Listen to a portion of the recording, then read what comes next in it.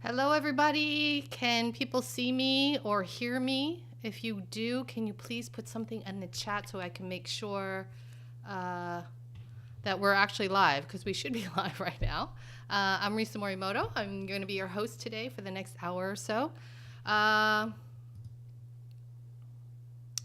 don't see anybody chatting, so no. Let's see. Oh, Alan, thank you. So you're on YouTube, yes? I believe I'm also on Facebook. This is excellent. Great. Thank you so much. Thank you. I get J. Allen and Allen. Great. So I'm just going to wait just a few more seconds here as I try to. Excellent. You can see and hear me. That is excellent. This is not how it did not go smoothly the first time around, so this makes me very happy. I'm Risa Morimoto. I am the founder and CEO of Modern Aging, and welcome to Move to Mexico. This is part 2 of a 4-part series that we're doing all Sundays in March. Today we're focusing on Playa del Carmen in the Riviera Maya region, which is on the Caribbean side of Mexico. And I'm so excited that you guys are here. I was just there in January, and I've been there plenty of times, and it's just always an amazing place to be. So I'm assuming that if you're here, you are interested in Playa del Carmen. I'm just going to do a little bit of housekeeping right now. The whole session, we're going to do probably about 45 minutes or so of talking, and then we're going to go to the Q&A. You're more than welcome. Hola. Oh, hi from BC. Wow, we got some Canadians in the house. This is awesome. Oh, I love it. Thanks, Linda. Hi from Toronto. I think you probably have more snow than we do in New York.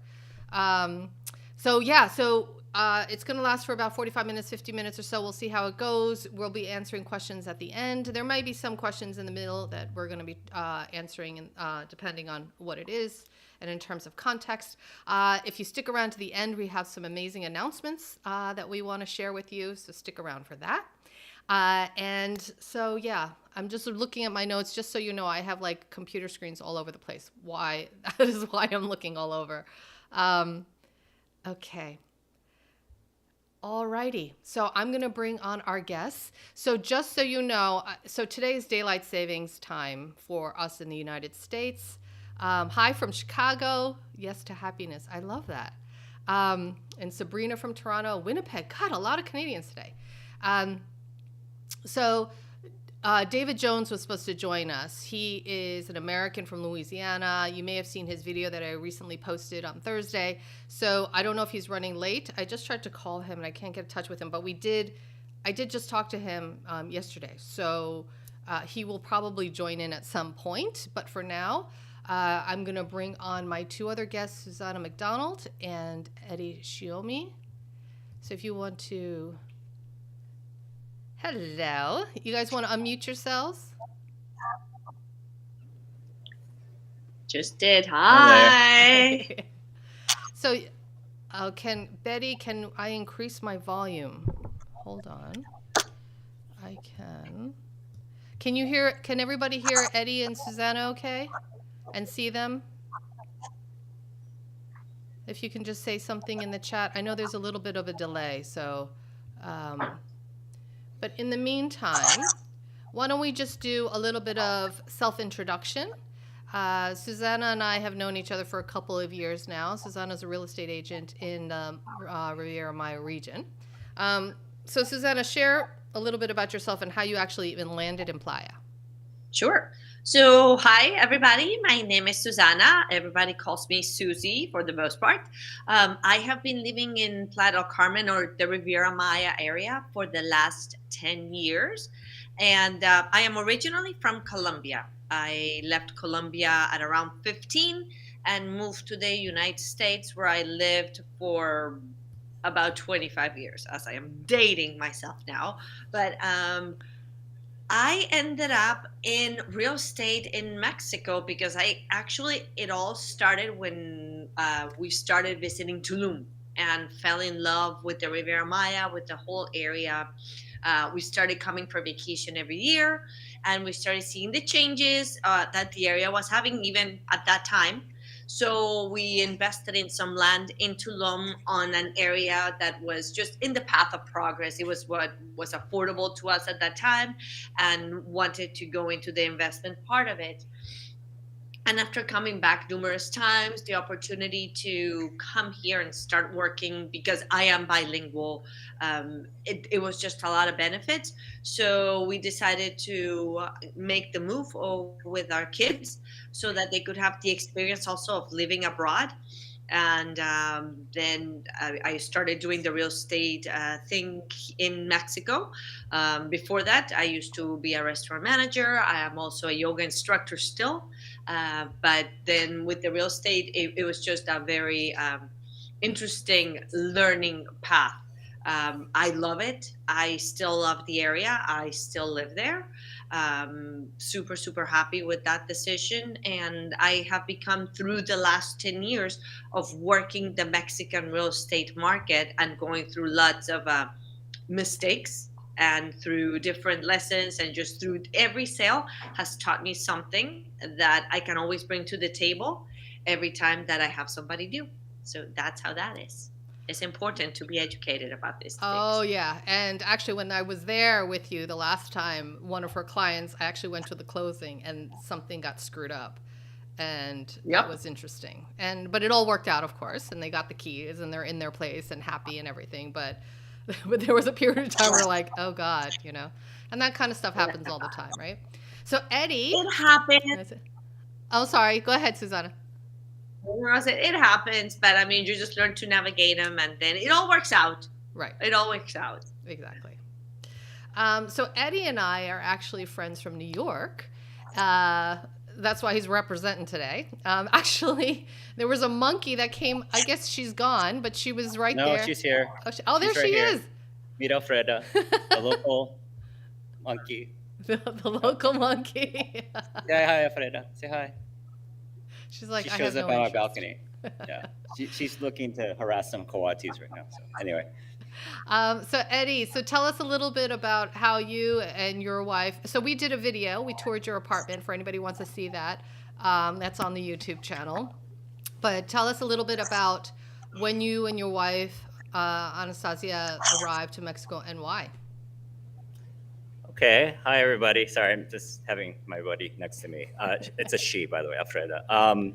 So yeah, I was born in LA, but I moved to New York in 2002, a year after 9/11, and I've been living there since. And then as COVID hit hard, New York, I think it was one of the first big cities that got hit in March of 2020. Me and my then girlfriend, now wife, decided we have to like meet up because it's been over a year and we weren't able to fly anywhere. We weren't able to go anywhere. And so we decided on this part of Mexico because I'd been to Tulum a long time ago and I thought it was like amazing.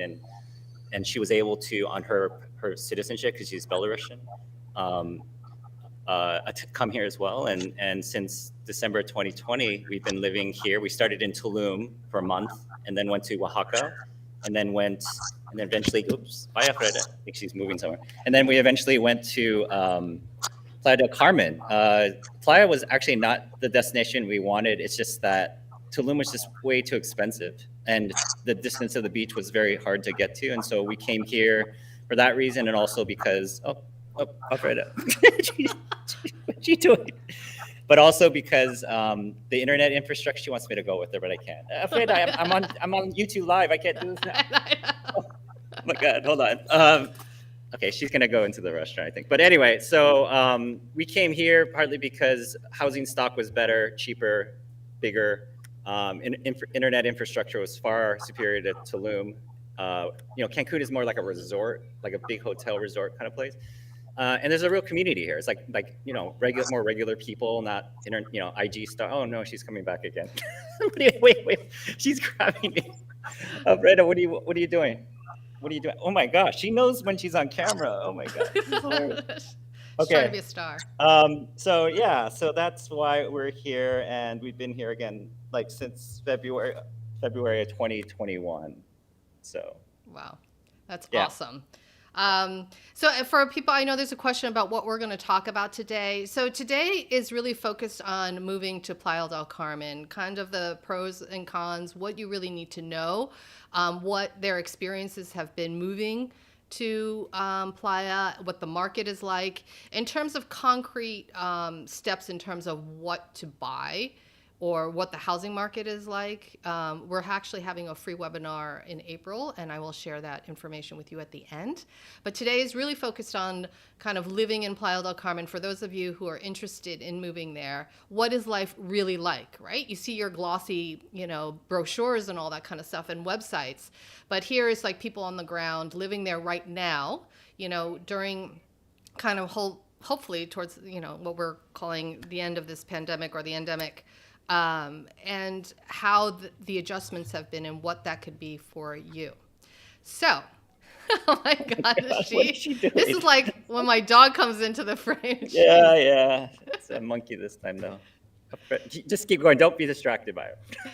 God, she's So for totally those of grabbing you me. who do not know, Playa del Carmen is located on the Caribbean side.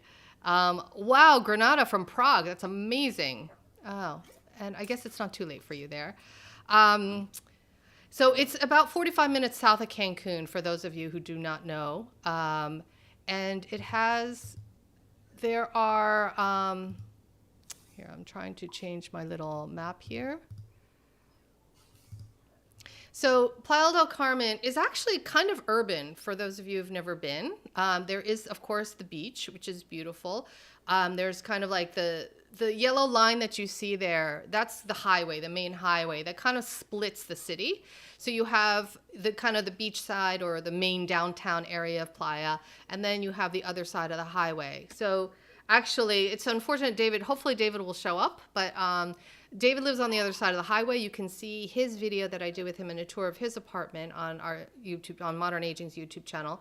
And then Eddie and his wife live on the beach side, so they live more downtown area of Playa. So this was to give you kind of a sense of like where foreigners are living in the town.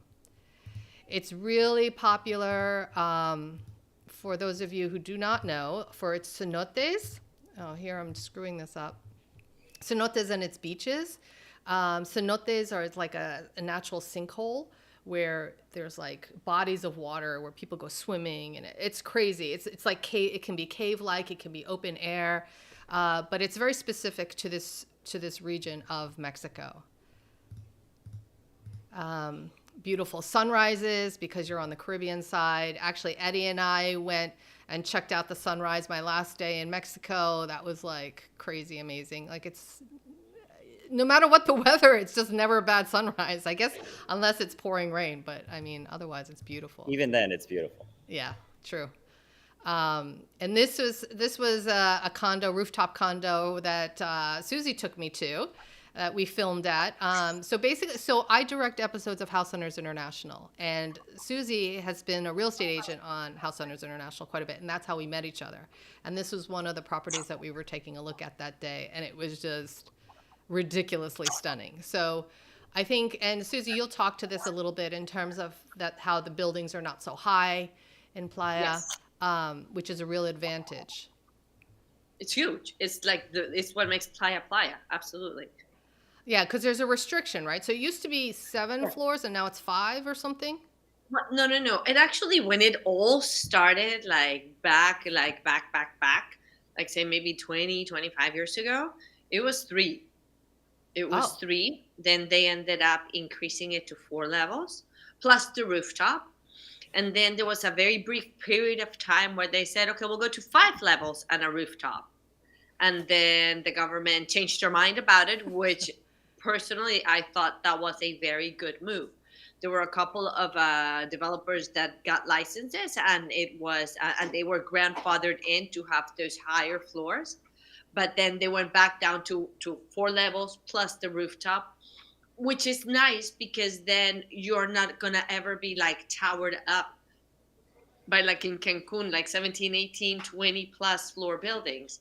And I hope and really keep fingers crossed that Playa stays smart about that. What they are doing on the jungle side, though, in some areas, they are going up to 7. Wow. but on the jungle side, on the other side of the freeway. Right. But everything that is close to the beach, they're keeping it at 4 plus a rooftop. Right. And it makes a very big difference, when you're driving through the town and stuff. Completely.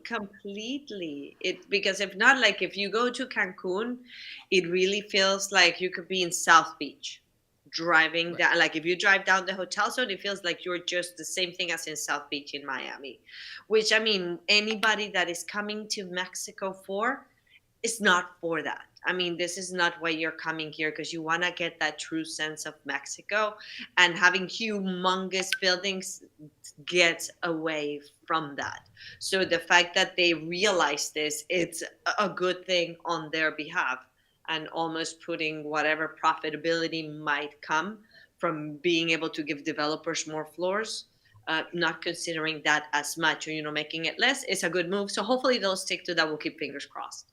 Right. Yeah, no.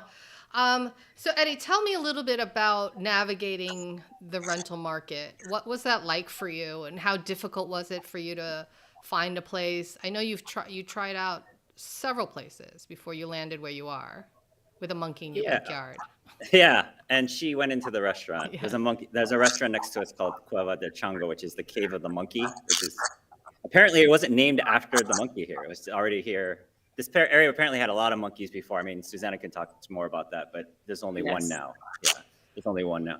So navigating the rental market. Okay, so obviously most people in maybe US and Canada probably initially use Airbnb. And it's easy. I mean, it's very easy to do that, but it's definitely cheaper to rent off Airbnb. The problem is you can't figure out where to go until you first rent on Airbnb. So it's fine. It's easy to get somewhere. And I think a lot of people who then rent longer term go off Airbnb and just do a direct deal with the owner or whatever, the property manager. So it was fine. Nothing tricky. The trick is kind of, like anything, finding that unit or that space that's right location, right feel, no noise, no whatever. And that took us a while. We actually had a long-term rental nearby here, but the owner kept Airbnb on auto book and booked like these 2-day increments where we had to keep moving every once in a while, and it was really difficult. And that actually was a blessing in disguise, because it allowed us to try out all these different places. And this was one of them. And so we eventually realized, wow, this is like a better fit for us. And so, yeah, navigating in terms of the rental market, it's very easy here. You should know, like, different parts of Playa have a very different feel. If you're more into like the party, whatever kind of feel, that's more down south. We're toward the north, like Calle 38, which is like almost where development stops. And it's what we prefer. It's like a quieter part of town. It's like we were in the north part of Oaxaca City, also near the church, and it's just very calm and quiet there versus downtown by the Zocalo. So I'll stop there. Right. So Calle 38, and Susie will attest to this, is probably the most beautiful street in Playa. It's tree lined, and it has like the canopy of trees. It's just beautiful, and it's 2 minutes from the beach. If the beach access is really important to you, and there's a lot of nice little condos actually right around that whole area, and it's very residential. Right, Susie? It's my favorite area in all of Playa. Like, that street is like my absolute favorite. I love it so much. But yes, like even that area that is just north, like 38 going north, that's all like the new residential area in Playa del Carmen. So you're gonna find lots of different opportunities there for sure. And if you're going to visit, definitely stay there, because I stayed in Calle 38 with an Airbnb for the 2 weeks that I was there, and it was amazing. Definitely stay there. Exactly. What? Amazing, exactly. When you told me, it's like, oh, this, I'm like, no, that one right there for sure. That's the one you need to go to. and it depends. I mean, Susie again is the expert on this, but you don't have to be right on 38. You can be near it, right? And there are a lot more deals if you're just like a block or two away, and they're totally fine. Anywhere like between here and CTM, right, is like really like the quieter new development kind of area. I would just say, like, make sure the place that you're staying at isn't next to a place that's under construction, because then you're going to get the noise of the construction. Right. So just like, it's really condo by condo, of in my experience as someone who moved around this whole area. And that's why you got to, you got to like come here and like stay for a little bit and figure out what works for you. Right. And there are plenty of actual gated towns in Playa. If people have ever been there, there's Playa Car, there's just Mayocoba, there's just like, if you just go to the highway, you'll see these kind of gated communities. So if that's, you have to make your own priority list in terms of what's most important to you, right? And then work from there, and you can kind of work backwards. So I'll just ask, so is there a bus or colectivo transport in Playa besides taxis? We're thinking of renting on the other side of the highway. If not, how much is a taxi collectivos that you can take. Yeah, there's the collectivos that you can take. Is very inexpensive. I mean, the collectivos are like, I would say, the way to go once you learn to navigate them, because they're super, super inexpensive. Whereas with cabs, which it is frustrating, and sometimes I have to take cabs. It's really frustrating because they're so expensive when there is like no reason to. But it's also been like there's taxi syndicates in this area. And those taxi syndicates have preventing the entrance of Uber into this area. Yeah. But like an alternate, and it is very safe. One thing I will say is like, you cannot be squeamish about being in a space with people in it, in this collectivo little buses, because they do get kind of full. But it is very, very cheap. I mean, you can move around, and I mean, like for 10 pesos, I mean, not even $1, depending on where you want to go within the city. And you could even move on all those collectivos, say from Playa del Carmen all the way down to Tulum and back. So once you know how to use them, it's very, very affordable to do so. But like I said, they are going to be crowded. So. Wow. So yeah, real quick, the first time me and my wife came to Playa was in a collectivo when we were staying in Tulum, and so it was like super easy to take that. It is full, and you're also going to be let off from those intercity ones on the highway, not in the town. You're going to have to walk a bit, but they are cheap. I haven't taken one within the city yet, though. And then that taxi thing is totally real. Like when you take an audio bus, the main bus from the airport, like taxis won't pick you up right there. Like they're just like pass you by. I was like, what's going on? You have to find that right space where a taxi who isn't a part of the zone syndicate will pick you up. But in my area, if you go right where I am, it'll be 100 peso flat fee, which is extraordinarily high actually for here. If you go 1 block north, it's 30 to 40 pesos. You just got to walk 1 block north, and then they'll pick you up. Yeah, but if you walk right in the circle where I'm at, they won't take you for anything less than 100 pesos. Yeah. Correct. Wow. Yeah, it's crazy. Well, 100 pesos is about $5. Yeah. Yeah, that's a fortune here because it should be 30 or 40 at most. Right. Yeah. So it's not something Tulum that should be prices, like $1.50 is costing $5. Yeah, Tulum is like what, 350, 400 one way now, which is absolutely outrageous. But Playa is still cheap in terms of that. I've had to take it from Puerto Aventuras down to Playa del Carmen, and it's 390 pesos, and we're talking a distance of like 10 minutes. So it really depends. One thing that is super important and that everybody should ask for if you're going to get into a cab, they have sheets with the tariffs.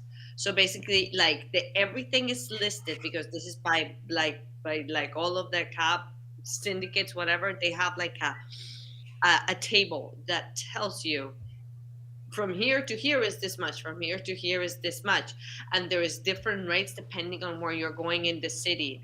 And I would say if somebody says, oh, I'm sorry, I don't have it, don't take that cab, get another one. Call the cab, find a way, maybe like when they come to pick you up, call the company itself, and they will tell you on the phone, like, well, how much is it going to be? So because if the driver tells you something different, then you know that it's inaccurate. I always play dumb, because when I get in, or when I do have to take it, I always say, okay, so how much is it going to be? I always feel like I don't know. And so far they have all been like the exact same amount, because then if they were to say, oh, it's 450, I'm like, well, can I see your tariff thing or whatever, so because if not, I'll take the number out of the taxi with the cab number, and I'll call and be like, hey, cab number so-and-so did this.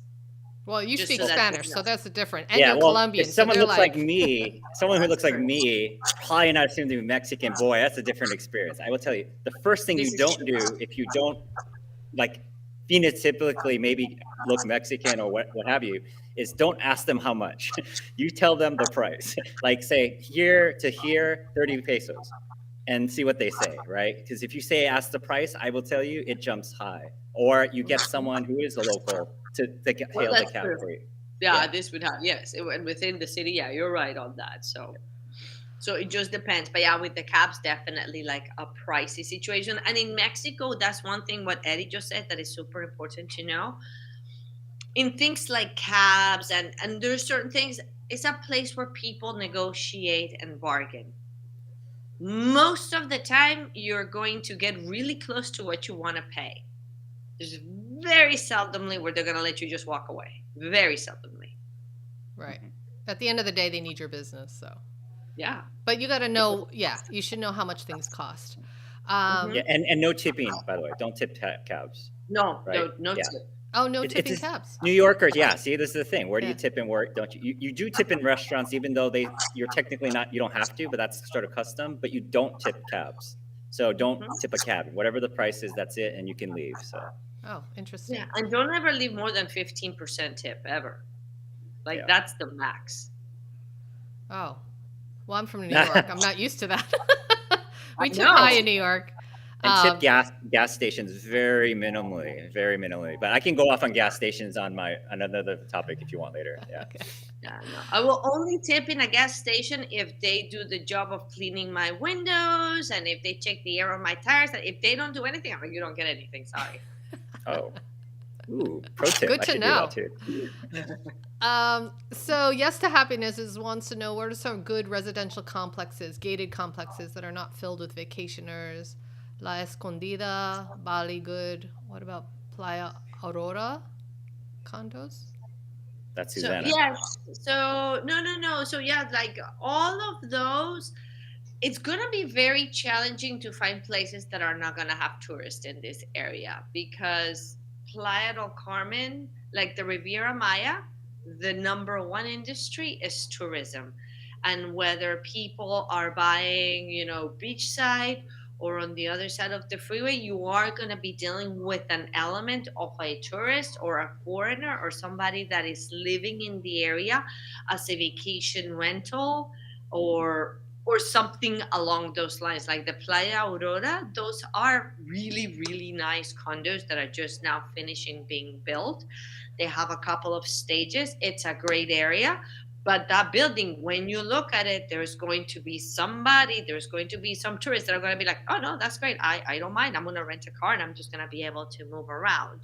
There are areas that are like the Playa Aurora area that are going to have less tourists, but you're always going to have that element here in some way, shape, or form. On the beach side, obviously, it's going to be more. But also on the jungle side, because there's also people that, and somebody that comes to stay here for 3 to 6 months, they're coming here but still a tourist that is coming to stay for 3 to 6 months. Yeah. I think you'll probably see maybe less tourists, no, on the other side of the highway and the jungle side. You'll see more, if living among, locals and you want a more real Mexican experience, then yeah. And but I do feel like you need to speak some Spanish, if not fluent in Spanish, if you're going to kind of live, in a more local neighborhood. Like if something happens, it's going to be more essential. The more you move away from like that tourist area, the more important it is for you to be able to speak some degree of Spanish, because then you're going to really have the chance of running into people that, sorry, no English, or very, very limited. Right. And rightfully so, right? I mean, it's like they shouldn't be required to speak English. So, okay. So you don't want a car, so Playa Car is probably out. Actually, I do know people who live in Playa Car who like go around by bicycle, if you don't have a car, into town and stuff. So it is possible if that's, an option that you want. But I think to walk is not really possible, right, Susie? I mean, you could, but it's Right. gonna take a while. Right.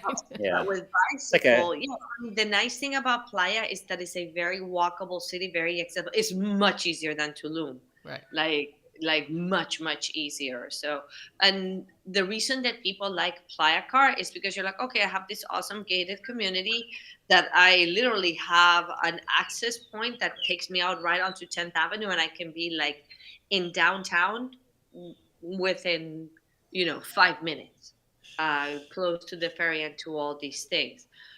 Playa Car is big, but the one thing that like the main area, like the main everything, is a circle. Is a big circle that you go around, and there is a couple of entrance points, access points, either from the freeway or from 10th Avenue to where you can go into the center of the city. So no, I mean it's a really good option for Playa, really. Right. So Playa Car, these like gated communities like Playa Car and Mayocoba and Mm-hmm. the list goes on. Corso. There's quite a number. They're like mini towns. I mean, There are many cities. yeah, they're mini. Yes. They have their own restaurants and their own like Mhm. basically they're self-sufficient. So that you would never even have to leave, which is kind of weird that you never would leave.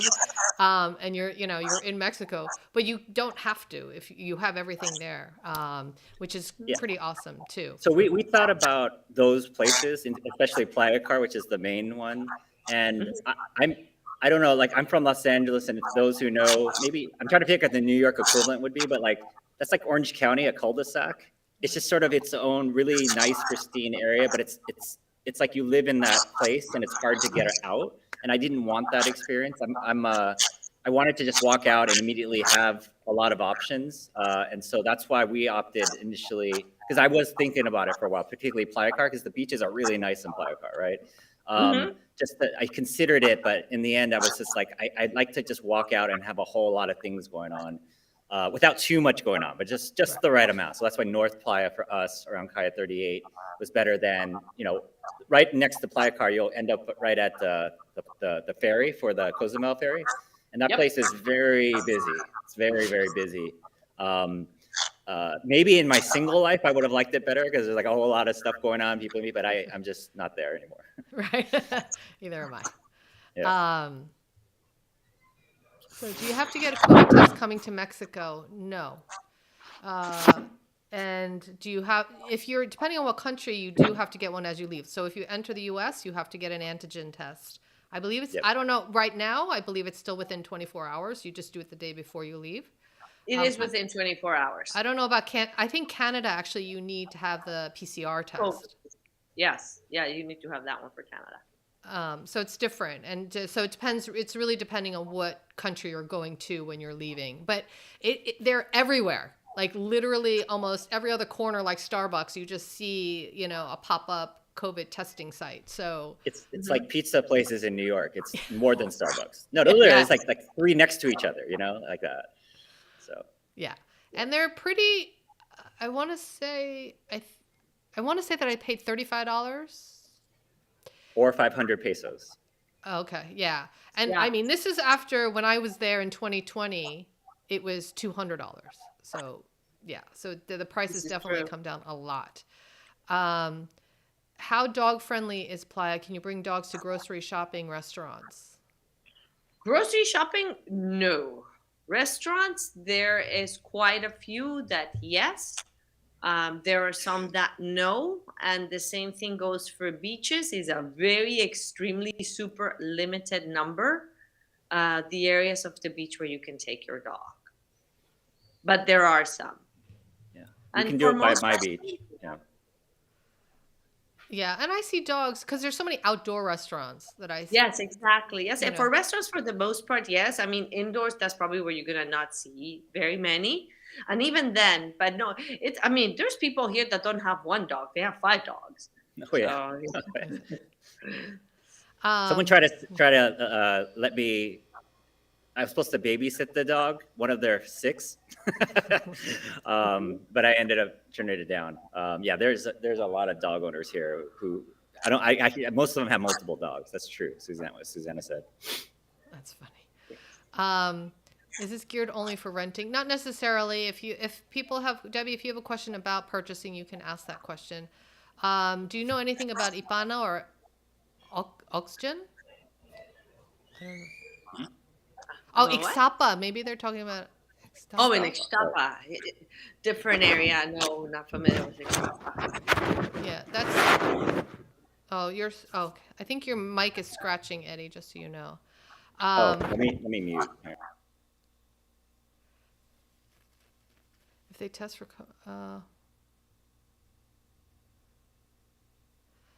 Hi, Suzanne. Is there a way I can contact you? I'm looking for long-term rental. So we can give out contact information later at the end. If you want to email me hello@thisismodernaging.com, then I can put you in touch with Susanna. I think that's probably the easiest. Eddie, are you retired there now? Okay, I'm on mute. I wish, but no, not quite that age yet. I'm really a digital nomad, sorta digital expat a little bit right now. By choice and by necessity. I don't know. I'm sure at this point of when you're seeing this, the war in Ukraine's going on. My wife is from that area, and so we're kind of here because we have to be, because we can't. My mother-in-law lives with us, and we can't go back right now. So, but that said, like, yeah, I mean, I've been doing remote work mostly through U.S. clients for the better part of a year and a half right now, and that will continue. David, who unfortunately is not here, David is actually retired. He was retired from the Navy at 38 and then decided to study at the Cordon Bleu and became a chef. And then he was hanging out with a friend who was talking about Mexico, and he realized that he could actually retire with the benefits that he had. So he, at 52, is retired, living in Playa right now. Living up the life, and I don't know, maybe he's at a party on a yacht somewhere, and that's why he's not here. Still living it up. So you're looking in the area and want something for walkable with access to grocery stores. I've been looking online at Ipana and Oxygen.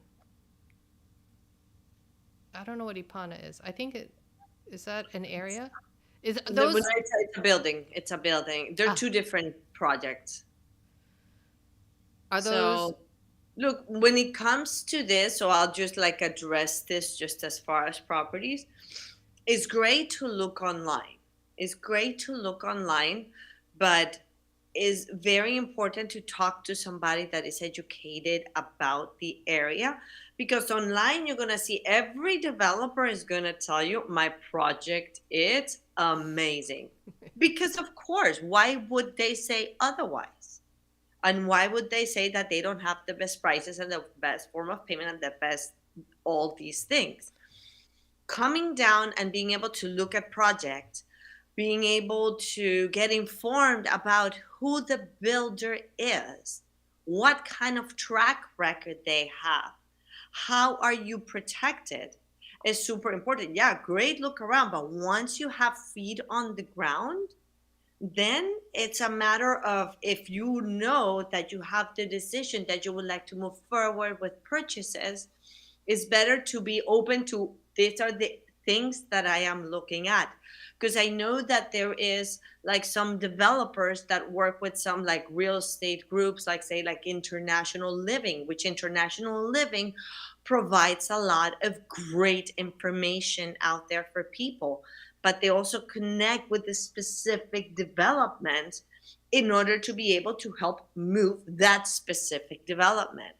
Because I can show you Ipana, but there's a couple of other things that are very close to where, let's say, Ipana is, that will blow your mind, that are much more unique, special, and a better price. So it's great to look and great to be informed, but more importantly, talk to somebody, and I would almost say not only somebody that is representing the developer, but somebody that is just a realtor that has an impartial view, that is informed about the projects and the areas, because then they're going to be able to give you a more truthful opinion about the development that you might be interested in. which could be amazing, but then there might be some things like, say, condo fees that you might not find out until the end, that you're going to be like, holy crap, I was not expecting it to be that much, so it's Yeah. all these little things. Yeah, totally second that with Susanna. I mean, I was contemplating purchasing, maybe still am, but in my building, I befriended just people just by living here a little bit, including the former president of the board of the condo and a person who is from the US that ended up buying and then sold their property and then is renting. So it's important. Yeah, it's important to think about who you're getting the message from, because they're obviously, it's in their interest not to say anything negative or slightly not positive about it. Make sure you do your diligence and get as many perspectives as you can before you lock in on anything. Rentals are fine, but like long-term rentals or buying, you got to make sure you know what's going on. Right. Absolutely. And I have to say, because I was fortunate enough, Susie and I have worked on House Hunters International, which is completely different. But I actually got to witness an actual closing and a deal with her. And going to tour, we toured a bunch of properties, and having someone like Susie who's really going to tell you honestly, like I would ask questions and she'd be like, yeah, no, that's not a good idea. You don't want this, or you do want that. And you have your priority list of things that are your kind of must-haves, right? Or the things that, you can do or do without. There's definitely the whole range of properties in Playa, right? So you can go the top end, you can be living the high life for millions, or you could also, like David, he pays less than $750 rent where he lives, and he lives in a beautiful 2-bedroom. So it's really important to kind of to go there and to really feel it out and feel the vibe of like which part of Playa that you're most interested in. Lots of great questions. Thank you. Can you talk about the requirements for moving to Mexico for retired seniors? We're Canadian common law ages 66 and 70. Okay, I can actually answer that a little bit. I guess it depends on what you want to do, because you can start to get like the immigration process started in your home country to apply to coming to live in Mexico. So there's a couple of ways to do this. When you apply at the consulate, you can apply for like a retired person's visa. There's a couple of different things that you can do. They're going to ask you for bank statement. They're going to ask for very detailed information to ensure that you will be able to live in Mexico by your own means, and you'll be able to support yourself without having to take any kind of job or anything in Mexico itself. So there's some requirements that they have, and there's requirements as far as like the amount of money that you need to have in your bank account. A lot of these things disappear when you own your own property, because when they see that you have invested on a property, then like a lot of these things with the banks and everything, then they're not as important, because you already have a means to at least have a place to live. And if you have the liquidity to buy something, since the market in Mexico is for the most part a cash market, then they're like, I mean, you can afford that, then no problem. You definitely can afford to be here on a retired person's salary.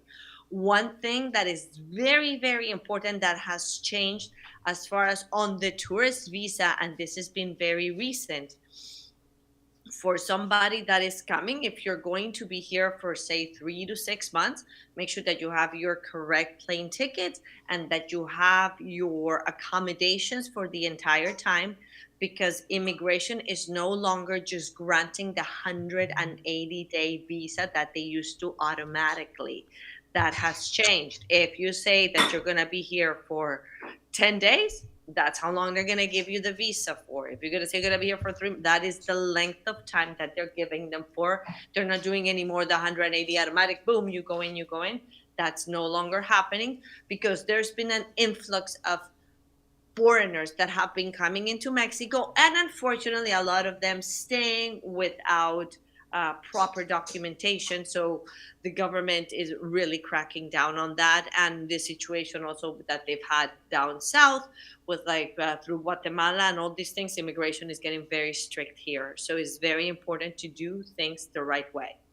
Yeah. So, but if you do want to stay long, you can. You Absolutely. just have to ask and tell them Yeah. that you are staying for that length of time, as opposed to just assuming. right? Correct. And then going through, like, if you are like looking to get like your residency to be in Mexico, that's still fairly easy to do. You just have to follow the steps. Correct. And I have somebody that can help with that too, by the way. Yes. Yeah, and we'll actually get into that a little bit later. But so is there a state or nationwide MLS for Mexico? There is not. No, not in this area.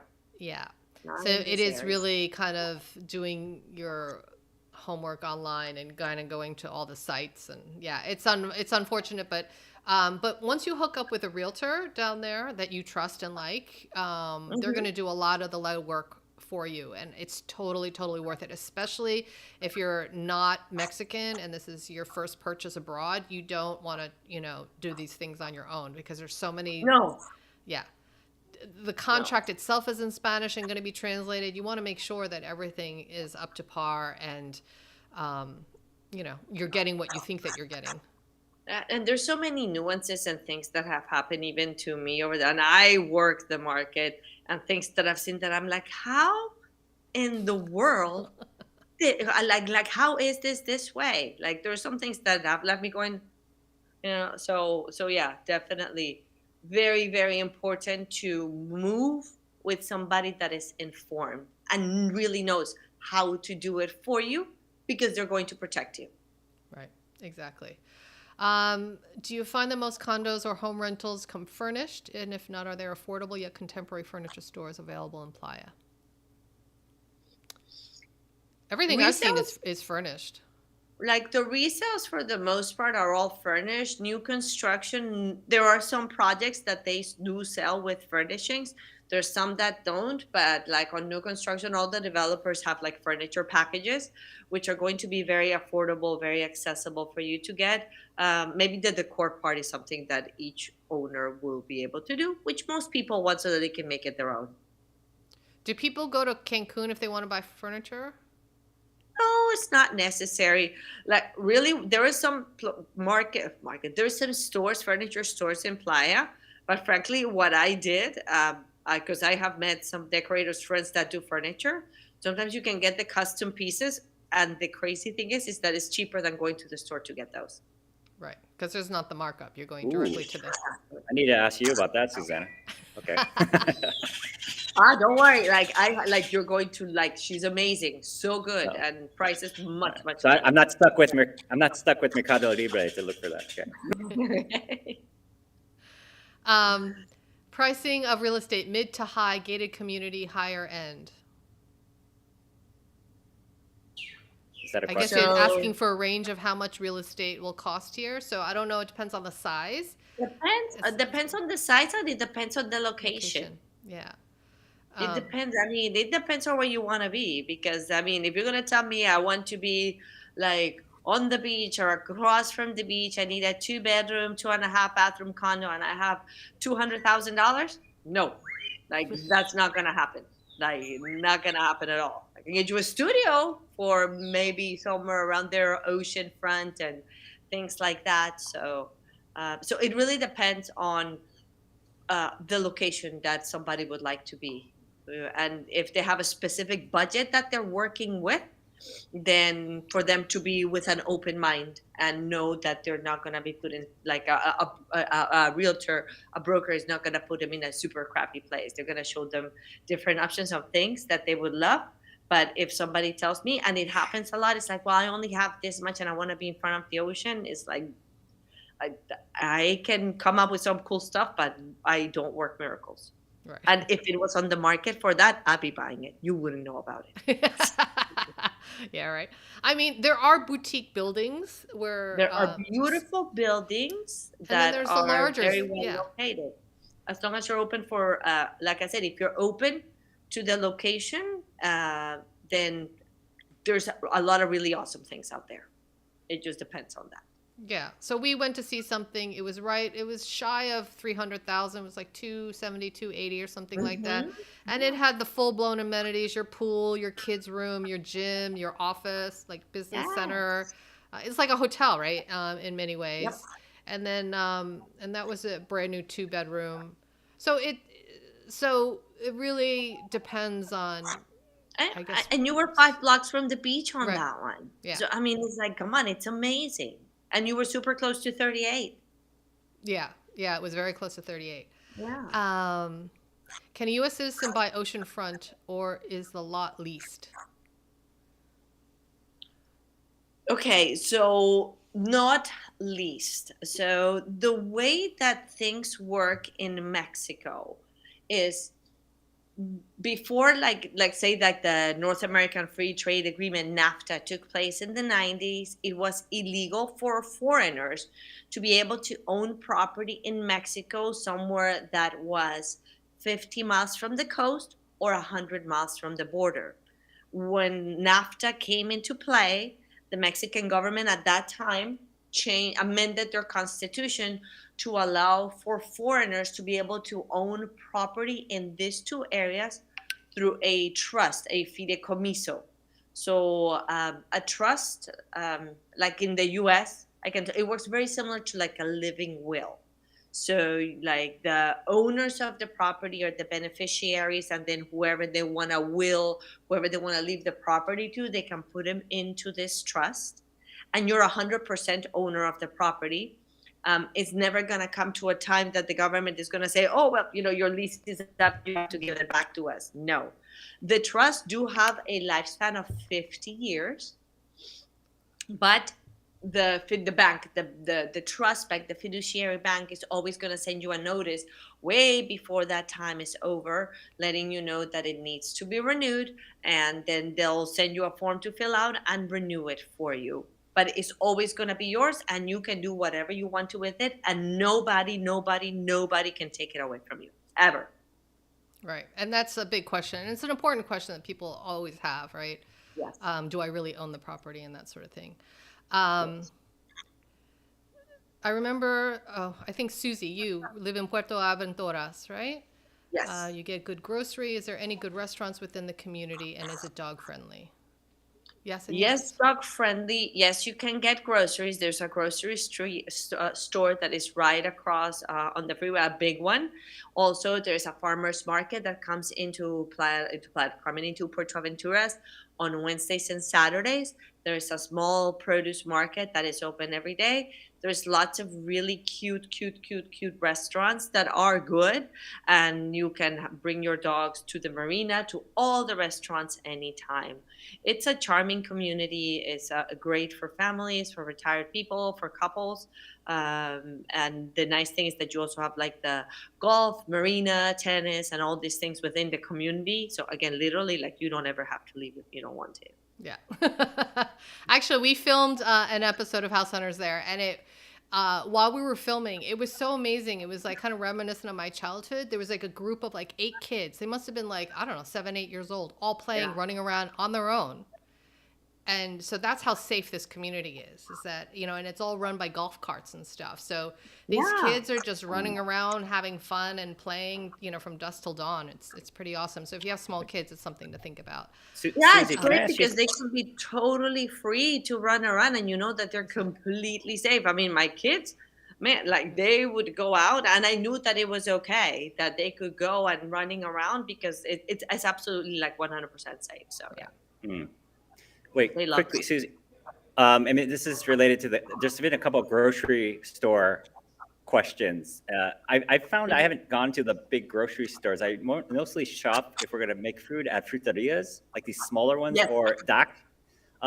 Is there that in Puerto Aventuras? Is there a lot of fruterias, or is it kind of more you have to go to a Soriana or a Mega or a... Well, there is a Chedraui across the freeway where you can get all the main things.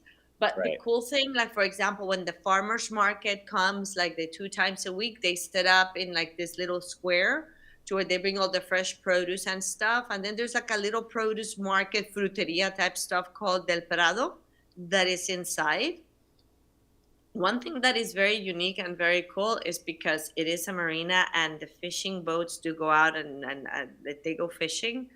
Sometimes when the fishermen come in, they do have fresh fish. I mean, a lot of the restaurants can buy it, but if you get the number of the guy that is kind of in charge and you tell him, it's like, hey, if you have this, come in, or whatever, boats come in at 1 p.m. and 5 p.m., you can just go buy your fresh fish. I've bought tuna, mahi, Right. all kinds of, just like right off the boat. Wow. So one thing, I think in the U.S. you kind of go to the grocery store and it has everything, but I've been kind of piecemealing stuff. Like I go to a local butcher for meat. I go to the fruterias for like some vegetables. You know, if I want Yeah. quick fruit and vegetables. You know, if I want fish, sometimes I go to El Pirata, which is a fish market / Oh restaurant. yeah. So yeah, I don't actually go to the grocery store per se. They're all these sort of more bespoke, more mom and poppy kind of places. That is how I do my shopping. So I just want to let people know there's alternates to finding, like Oh the no, Tradao is the definitely the way big, yeah. the way that you do it is the way to do it in Playa, in my opinion, as well. It's just Ventura doesn't have as diversified in order to be able to have all the small places that are easy and accessible to get like you can in Playa. But yeah, Okay. like the way that you do it, because you're getting all the local grown things and the meat is fresh. And like when I'm in Playa, like there's a place where I go buy my chicken. It's farm Right. fresh and it's organic. And I mean, and she cuts it right there and it is delicious. So you get like sometimes on those small ones, like really amazing mom and pop quality, which is really nice. Yeah. That's awesome. Miriam's asking, is it best to utilize a realtor for a rental property, even if one is certain of the property they want? Did you use a realtor, Eddie? No, right? For renting? Yeah. No, not for here. This was on my I mean, own. you can, right? But Yeah, if you do I know where mean, you want to live, then I guess you I'm a don't. DIY person. I do it myself as much as I can.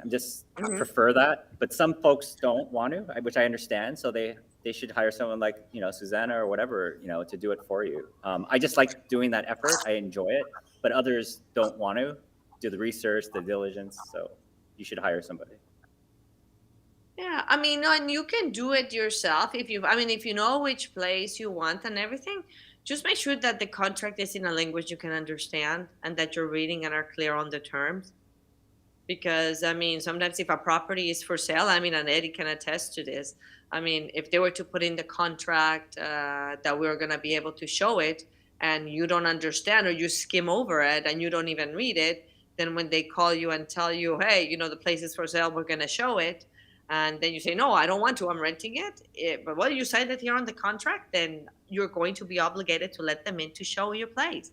But if not, Yeah. then you don't. You're not obligated.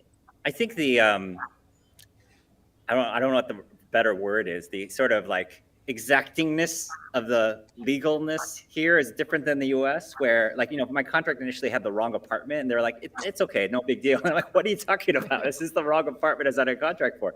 So I mean, that might have been an aberration, but like I think you just you've got to be very careful about that stuff. Just in case. And it was like because it does need to be accurate and it does need to be exact on everything that they give you. But that's also the thing, there are some companies and there are some things that are, oh no, it's fine. And the thing is that it is not fine, because if it comes to something that happens, then I tell you what, they're gonna be like, well, whatever the excuse is, and you're the one that's going to be in the hook or having to deal with the problem. So no, it does have to be like 100% exact, and don't let anybody tell you that it doesn't need to be. Right. Yes, agreed. Well, we have lots of questions, so I want to get through them because we're at the hour mark now. So when dealing with a realtor, aren't you limited to the properties that they're familiar with? Technically. If they suck, you are. No, I'm kidding. If they suck. So no. Because the thing is that, look, like really for realtors, we for the most part know each other. One thing that I will absolutely admit, what happens is that a lot of realtors are going to show you the new construction, because like it's the easiest to show, it's gonna be brand new, it's gonna be all these things. But if you have ideas about, it's like, look, I am more interested in a resale because I really like this area or really have this, and you give them specifications, then They need to work with you and they need to be able to show you everything, because we as realtors, we know the projects, we know how to find everything. And if somebody is giving you excuses and not getting back to you or not willing to show you what it is that you want, then you need to find another realtor who is going to be ready, willing, and able to do so. Yeah. But no, you're not limited, and you should definitely not work with 20 realtors. You should stick to one.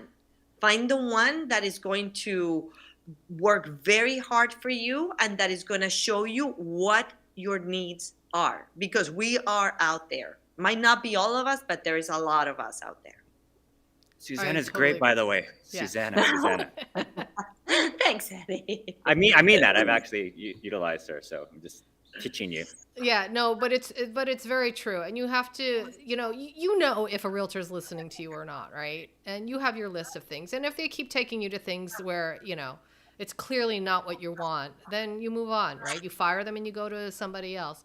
But Playa is also, I mean, it's big, but it's not that big, right? So Exactly. realtors are going to know pretty much what's for sale. They know the buildings, that sort of thing. Yeah, no. And one thing, just last thing I wanted, because like this is a situation that I have come across very much, and it's something that it is difficult for us brokers, and I no longer do it. If I am speaking with somebody that is dealing with 2 or 3 realtors, then I respect that. Like, that is everybody's right, but I am not going to devote my time and energy to somebody that is working with a bunch of people, because we do make our living strictly on commissions, and I will work very hard for whoever is working with me, and lots of different brokers are like that are going to work very hard to show you what you need, what you want. But when you're talking to 3 different people, if the third one shows you something that you like better than me, then it's like, and the chances are that a lot of them are going to show you at least 1 to 2 of the exact same properties, is like pretty much 100%. So just start with one. If you're not happy, then move to the next. And it's also going to be much less confusing for you as a buyer. Right. Absolutely. So C-Dub, you want to know whether it sounds like it's best to rent for a while before buying. That's really up to you in terms of your familiarity with Playa or any area, quite frankly, right? I mean, Yes. if you don't know the area, then yeah. I would strongly advise that. Yeah, you should definitely. I mean, I hope you don't buy before you even visit Playa, right? I mean, I also think you should, if you can, at least live proximate to the place or in the place that you're going to buy and even rent. So that's just... I have met people who buy sight unseen, and it's crazy. So it's like, yes, it's amazing. You know Bill Gates? What? I mean, look, if you have the money, do it. I mean, Right. Who cares? Buy 5 properties, I mean, it's just about your bandwidth, right? What kind of liquidity do you have? So if you can do it, do it. But if you don't, which I think most people on this YouTube live will be like, you really, it's one of those things, right? You gotta, it's one of those things you gotta actually be in the space to know whether you're gonna like it. So I urge you to kind of date the property before you marry it. Yeah. And like Eddie said, I mean, if you haven't been, you do need to come, and you do need to spend some time down in the area to be like, okay, do I really like it or not really? But because then if you really like it, then you're like, okay, yeah, like I really like this area, I really want to be living here and moving and doing this, then you can start. But yeah, you should not do it I've never been to Playa, but I definitely want to live there. How do you know? And where in Playa do you want? Like, there is a lot of things, and because it is such a big decision and it is an important one, it always needs to be informed. And it needs to also be informed because when you go back to your home country and you tell them that you're buying in Mexico, everybody's going to tell you, are you crazy? Oh my God, why would you do that? Right. But if you're sure, then it doesn't matter what they say. And what's going to happen is you're going to buy. And then when you finish the whole process, they're going to be like, so did you buy that condo in Mexico? I think we're going to come visit you. Like all the time. Yeah, exactly. Yeah, just real quick, like the PR for Mexico in general, but within Mexico, Playa is not that great. Like, people either don't know about it or maybe have a negative impression. If they know a part of Mexico, it's probably Cancun. and now more Tulum also, but no one knows Playa. And I had no interest in moving here. I was like squeamish about it until I did. And it's like the perfect blend of what I needed, but I didn't know until I moved here. Like you just don't know, like internet speed, walkability to places that you can eat that are great and reasonable, right? I mean, I'm not going to Heartwood, this Michelin place in Tulum every day. I'm not going to do a 3-kilometer walk to the beach from town because I can't live on the beach in Tulum and I got to live in the town. So you just got to do your diligence. I mean, that's what I call diligence and try it out.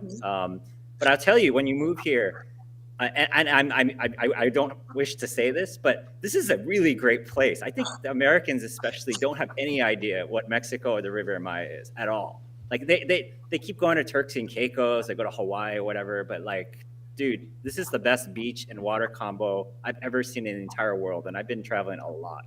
This place is amazing, and so you can edit that out if you want, so that I can keep the prices low here.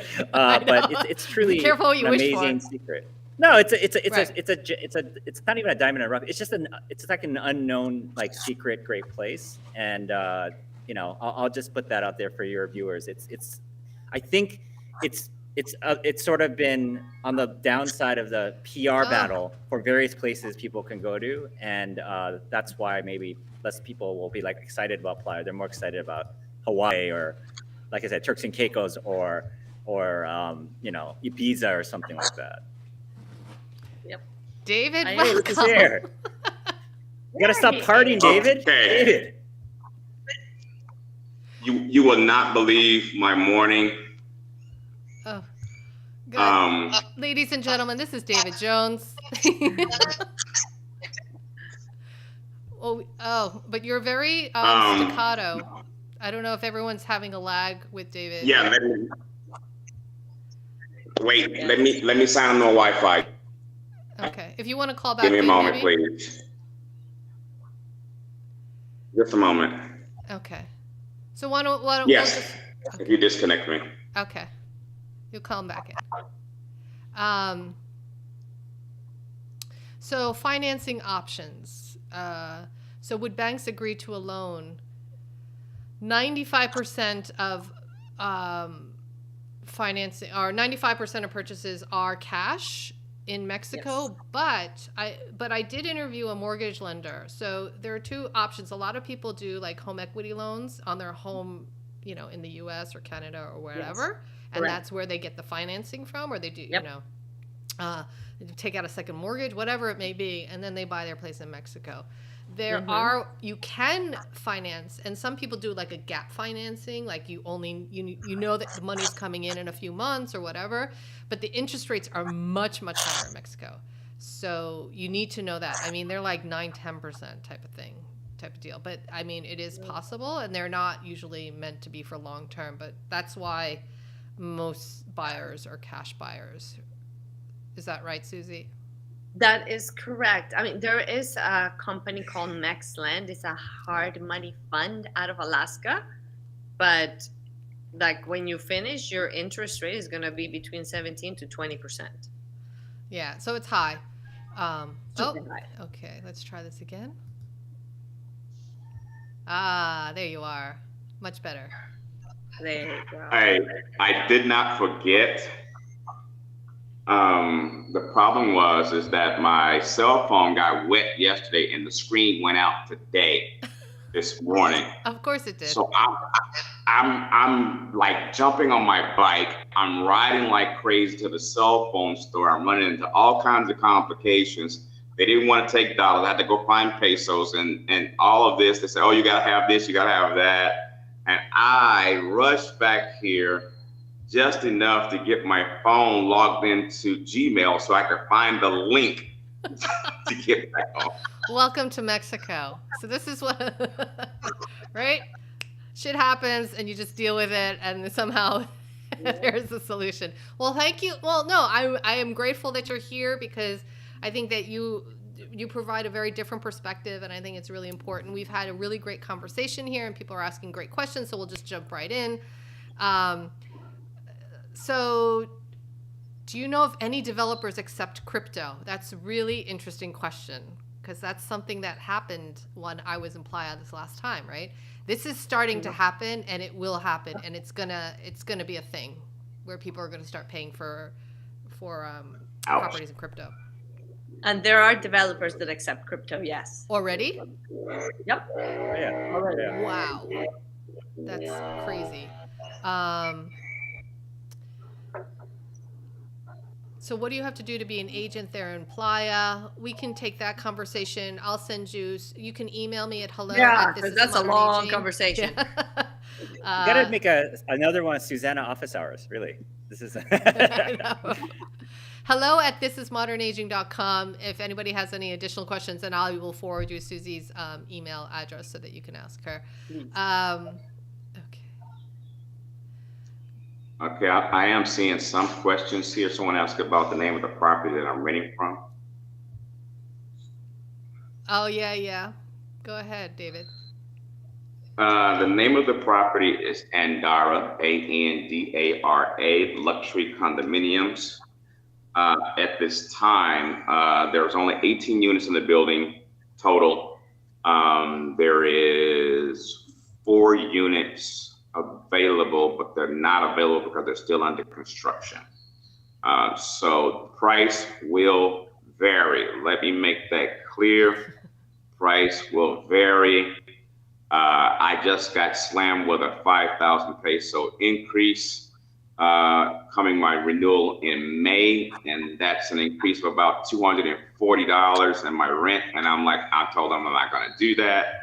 So I'm negotiating an extra $100, and I'm supposed to hear an answer tomorrow. So it's one of those things that Mexico has no limitations of 10%, 25, 50% increase on rent. So when they decide to go up, they go up, and either you negotiate or move. But it is always negotiable, right? So I think that's key, because in New York and stuff, it's a lot harder to negotiate that sort of thing. Well, the funny part about it is that she had told me, she says, well, I said, you're going over my rent 5,000 pesos. I said, who does that? And she was like, well, the apartment, your unit is bigger. I said, well, it didn't get any bigger since I've been in it. So you knew that when I moved in it. So the size of the place, and you gave me this at this rate. So going up another 5,000 pesos, because she started charging 5,000 pesos for the opposite unit more than what I'm paying now, because they were trying to get more money, because they need the money because they don't have enough money to finish construction. So they thought they were going to pinch me for another 5,000 pesos. I'll say, no, I'll give you another 2,000 pesos, and that's it. I'm not going to go any more than that. If anything else, I'll move downtown for that price. Right. Yeah, totally, for sure.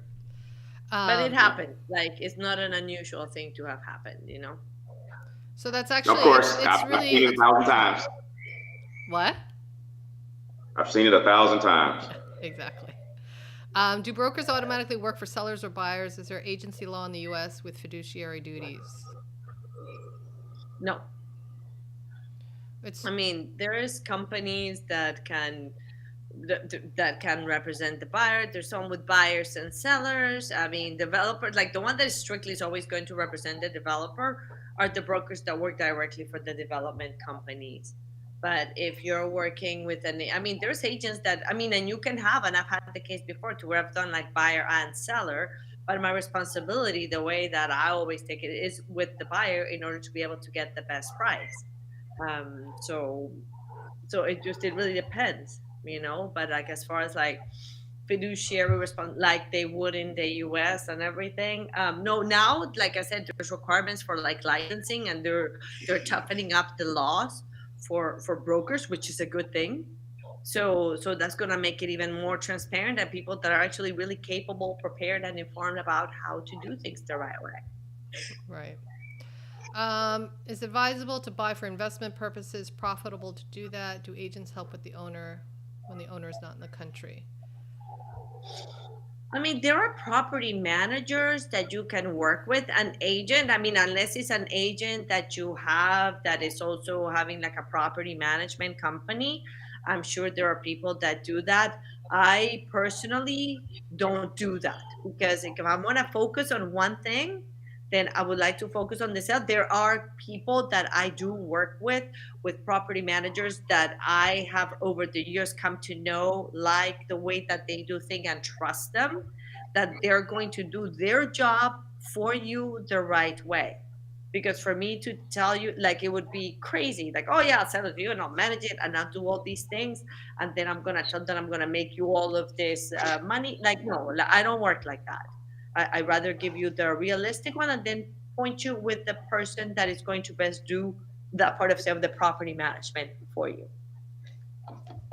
And you can choose to say yes or no to my suggestion. Right. And there's tons of others here. Right.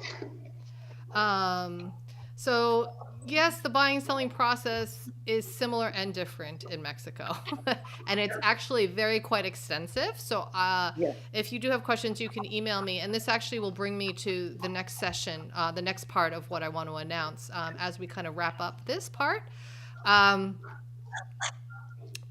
just wanted to answer the rest of these questions. I heard that you can use credit score in the U.S. there now for a loan in Mexico with cross-border lending. Is that true? Okay, so cross-border investment, he is in Puerto Vallarta. And they actually, the way, I mean, if it's the same thing we're talking about, that might be a new product he had, because the way that he used to work it, he would get the loan in Mexico for foreigners, but you would have to become a Mexican national and go through that whole process to do it here in Mexico. But like, don't count on anything that you'll be able to do locally in Mexico. It's all going to be done through your bank in your home country. And that goes for any kind of lender that does that kind of thing for foreigners. Is going to be through the banks in the Canada, the US, wherever it is that you are, not in Mexico. Right. Okay, so any comment on property taxes? I'll just answer that very quickly. Property taxes are pretty much almost negligible in Mexico. It's crazy. They're like just 100, depending on the square feet of your property, but it's like in the hundreds of dollars, not thousands. It's in the hundreds of dollars per year. So it's really amazing. I mean, it's just so crazy. Every time I hear these amounts, I'm like, what? You pay $300 a year for your property tax? Very low. Very low. So I just wanted to make this announcement before we wrap up everything, and we have like final comments from our panelists. I don't know. You guys can kind of think about last words and last advice that you want to share with everybody as I announce this. So at this stage, either you're ready to plan your move, or you're kind of still doing your research. And I feel like there's like a big mixture here in this group. You guys have asked such insightful questions, and questions that we get asked often, and then some that we don't.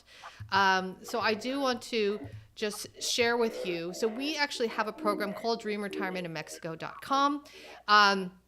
Basically, we have pre-recorded interviews with a real estate attorney, real estate agents to talk about buying and selling your property. It's really important to understand what it entails to sell your property before you even buy, in terms of capital gains and all that kind of stuff. We interview healthcare specialists, doctors, a vet for your pets. I interviewed a dentist who's also there. Mortgage lender, accounting, banking, visas. So basically everything that you really need to know in one package. And then we have like a resource list of people that you can contact in different cities. So whether it's, like Susie is our main person in the Riviera Maya, if you have questions, depending on what area of Mexico that you're looking at. So those are for the people who are really interested and saying, I want to take the next step to really do my due diligence before I land there and, start looking for houses or whatever.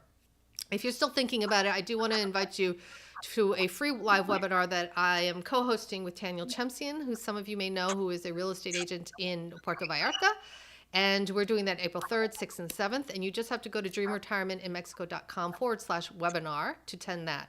That will specifically go over buying a property in Mexico, and then also healthcare, your healthcare options as a foreigner in Mexico.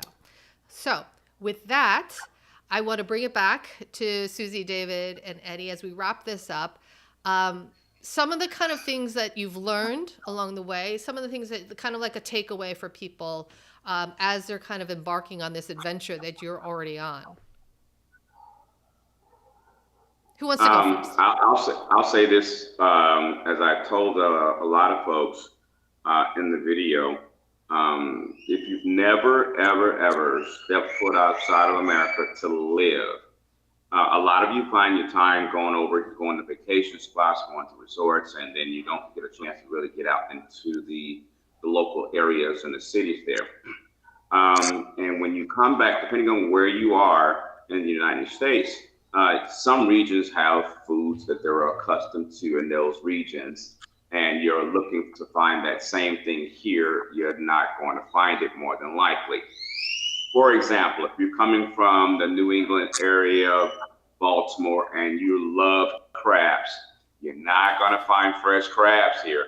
You can let that go. It's just not going to happen. You're coming from Louisiana, you love crawfish, you're not going to find that here. So when it comes to particular certain food items that you like, research the area you're going to. You need to find out whether they have those foods or not, or if they're actually a necessity or not. And then we go with the must-have list and do without list. And you got to find out what can be moved from the must-have list to the do without list. Because if you get down here, you're going to be one of those expats that are going to say, man, back in America, in America, and if all your conversation starts off like that, then you're in a state of culture shock, and you're not able to determine if this is where you really want to be. So you have to get to the point where you say, okay, I've moved here, and knowing what the local foods and customs are here are going to help you better assist in making your move. But don't come with the mentality that I got to have this. Are you going to find yourself making frequent trips back to the States, or trying to find someone who's coming this way to bring you items?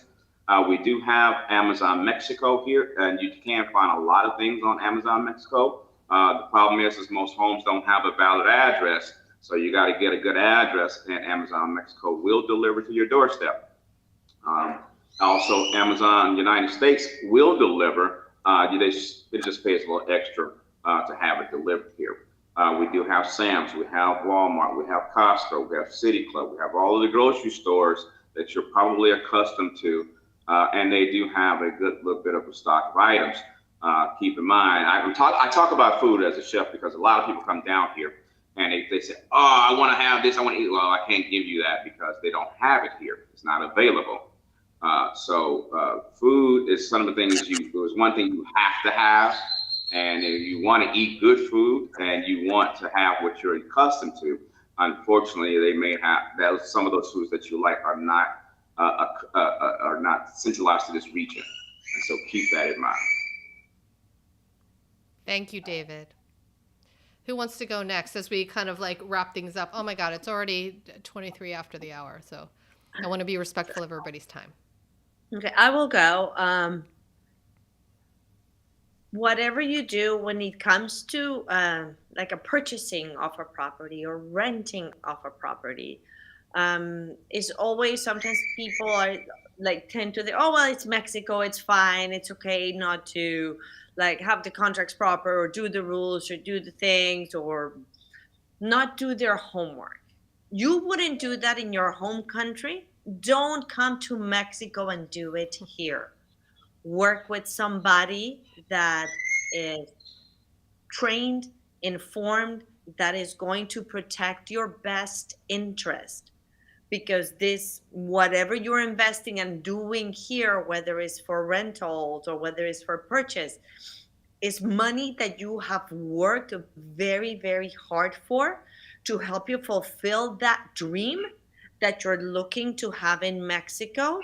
And if you kind of fly by the seat of your pants with that, you're going to have a very bad experience and you're going to hate it, because it's not going to be like it is in the US, like it is in Canada, like it is a lot of places. There is a lot of bumps on the road here. So going with somebody that can help you, guide you, and carry you through to the other side is going to make it that transition much smoother. There is lots of US Canadians that also live here that do real estate. I would suggest somebody that speaks both English and Spanish, because whatever is predominant in contracts is going to be Spanish. and you want that person to be proficient in being able to read. And if something doesn't look quite right in English, can tell the attorney, please fix it to make sure that it is clear. Because you can do things safely here and properly, but you gotta do them right. Don't save a buck because you think that if you're gonna save on commission, you're gonna get a better price, because you ain't, but you are gonna get a bigger headache. I'm just going to say that this is her superpower, right? Because she's perfectly bilingual and perfectly bicultural, which is really important. So like if you're sitting at the contract table, she can translate like on the fly, like this is not right or this is right. And it's true, right? As opposed to going to somebody who only speaks English, then you have to go through yet another person to make sure. And then, you know what I mean? So, and the nuances and stuff. But I will stop singing your praises. Okay, Eddie, you go. Yeah, I mean, what I have to say is sort of a hybrid of what Susanna and David already said, but you can't make assumptions about renter protection laws or things here, buyer or renter. Like, for instance, this jungle that's behind me, I think it's protected, but they might just build a property there. And then suddenly, like, the value of this place, both in rented and buy, will disappear. I did have a friend in the building who in 2015 bought the place, and he was facing this jungle, and then they put restaurants there which play music all night, and that was a part of why he had to sell, and these things happen. It's like with you, David, they could just, there's no what do you call it, like increase minimum or maximum like they have in, say, New York, where you can't go up X amount. There's no rent control, right? And so you got to make sure like your assumption set of what goes on in the US, it doesn't happen here, and that's for buyers and renters. Yeah, and there's no noise ordinances. There's nothing like that, right? People can just have a party and just be blasting all night or in the middle of the morning. It doesn't matter. And so just be aware of that. And that's why I think you should just kind of live for a bit in the place that you're going to try to live in or rent or buy. And then the food topic, totally, David. Okay, look, I'm of Asian ancestry, and it's really hard for me to get the quality of Asian food that I want here. And that matters to me. I like a corn diet, I like the meat, but I sometimes just need certain ingredients. And I have my family fly here sometimes and bring them to me because you just can't get certain things. There's actually a good amount that is available in certain places, but if you're going, you're a chef, that's very different. But if you just want like some specialty things, I sometimes drive to Cancun to hope to get it. I tried all these like Amazon, Mercado Libre, but sometimes you're just gonna have to have someone come with a suitcase from the States and bring them to you. So yeah, I mean, I'll just stop there, but like just do your diligence. But that said, just on the end note with food, there is plenty of amazing food in Playa.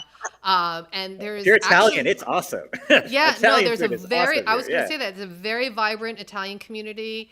It's very diverse, not just Americans and Canadians, but you see a lot of Europeans and South Americans there, and they bring their cuisine, right? So, so that's something to note that I find actually unique in Playa, that how internationally diverse that city is. And with that, you get, the different restaurants and stuff. But everybody, thank you so much for joining us. This has been really fun, really insightful. If you have any questions or further questions, or you just want to get touch base, you can always email me at hello@thisismodernaging.com. Next week, we are focusing on San Miguel de Allende. It's the same time. It's 1 p.m. Eastern. And then the following week, we're focusing on Puerto Vallarta.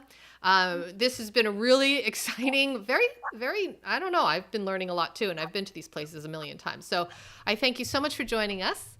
And David, thank you for hustling and getting us some FaceTime. So it's good to see you. Thank you. Thanks, everybody. Thank you.